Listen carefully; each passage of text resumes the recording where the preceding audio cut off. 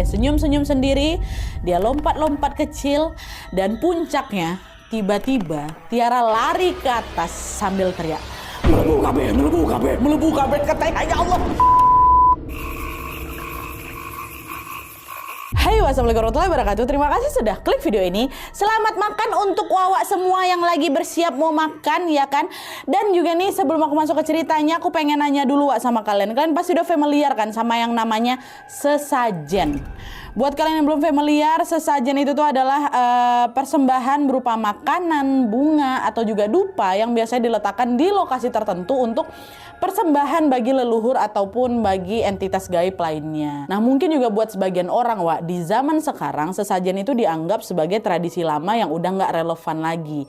Tapi bagi sebagian orang yang lain, sesajen itu tuh adalah simbol penghargaan bagi mereka-mereka yang tidak kasat mata.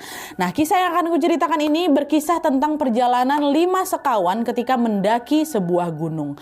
Sayangnya pada saat pendakian itu berlangsung, salah satu dari mereka ini melakukan kesalahan yang mungkin terlihat sepele, tapi ternyata menyentuh hal yang dianggap sakral oleh masyarakat setempat. Nah, kira-kira kesalahan apa yang mereka lakukan dan gangguan apa saja yang mereka alami?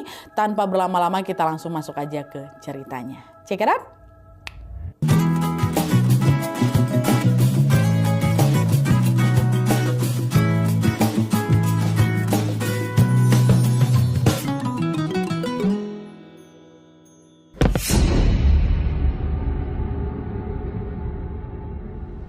Oke, Wak, jadi kisah yang akan aku ceritakan ini dikirim sama Wawa kita yang bernama Meli dari kota M yang ada di Jawa Timur. Halo Meli. Nah, jadi pengalaman horor ini dialami sama Meli dan juga keempat temannya ketika mereka mendaki sebuah gunung yang ada di Jawa Timur di tahun 2022 yang lalu, Wak.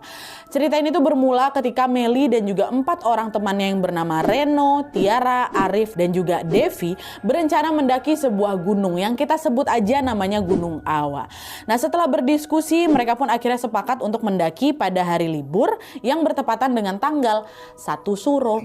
Dan FYI, Wak, malam 1 Suro ini dikenal sebagai momen yang cukup wingit dalam kepercayaan masyarakat Jawa. Dan konon katanya di malam itu energi alam dan juga makhluk tak kasat mata dipercaya lebih aktif dari biasanya. Nah, karena itu nggak sedikit orang yang memilih untuk tetap diam di rumah dan juga menjaga diri. Tapi sayangnya 5 sekawan ini tuh justru memutuskan untuk mendaki gunung ya di malam itu, di malam 1 Suro. Entah karena nekat atau karena belum begitu paham resiko, Wak, ya. Tapi yang jelas mereka ini tetap mantap menjalankan rencana pendakian di hari itu. Nah, di hari keberangkatan mereka semua sudah berkumpul dan siap untuk berangkat. Tapi tiba-tiba salah satu